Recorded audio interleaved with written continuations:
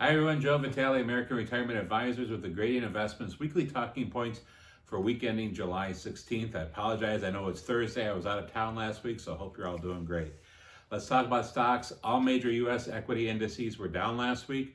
The benchmark S&P 500 declined 0.96%. The Russell 2000 dropped 5.11%, and the NASDAQ was off 1.87%. Now, the mid and small caps were significantly weaker than large caps.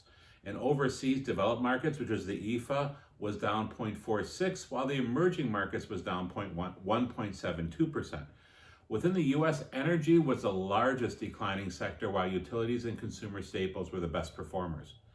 Fixed income interest rates dropped last week and values rose for intermediate and longer term bonds, with the benchmark 10-year Treasury declining 6 basis points to 1.31%. Now, the Federal Reserve Chair spoke to Congress last week, sustaining his position that recent high inflation should prove to be transitory. We hear a lot of that. Is inflation going to stick around? We're going to see some costs of goods and services are going to stay up because of the wage increases, but we're also seeing that some of the demand, because of all the pent-up demand, once the supply comes up, we'll see that. So there is going to be some transitory inflation, but some of it will stay depending on where we're at. Let's talk about commodities. Gold prices managed to end the week higher for a fourth week in a row. Gold rose 22% to $1,892 per troy ounce as investor concerns for continued high inflation grew despite the Fed chairman's statements.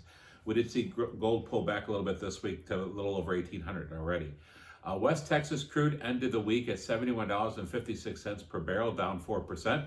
The largest weekly drop since March, pressured by the possibility of more crude supply on global market and risks to the demand outlook.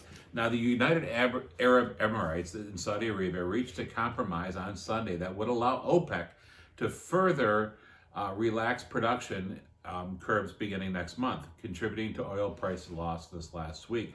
So that's all positive. We definitely don't want to see oil continue to go higher and higher and higher. That's not helping anybody except for them. Let's talk about economic data. Inflation was higher than expected in June, rising 5.4% over the past year, the fastest pace in 12 years, and the cost of used cars accounted for more than 1/3 of the increase. But prices for food, energy, clothing, and plane tickets and shelter also rose sharply, excluding the volatile food and energy core inflation rose to 4.5% over the past year. And the producer prices also rose faster than expected, growing 1% in June versus the consensus of 0.6%. Now, the New York State Manufacturing Index jumped 25.6 points to 43 in July, a new record high and far in excess of expectations. June retail sales, let's talk about things we all understand. Retail sales were surprisingly strong, increasing 1.1% from May, excluding auto and gas, which had been down 1.7% from the prior month. And department stores show that the strongest growth, rising 5.9% month over month. So the department stores are doing good, which again, pent-up demand, people want to get out there.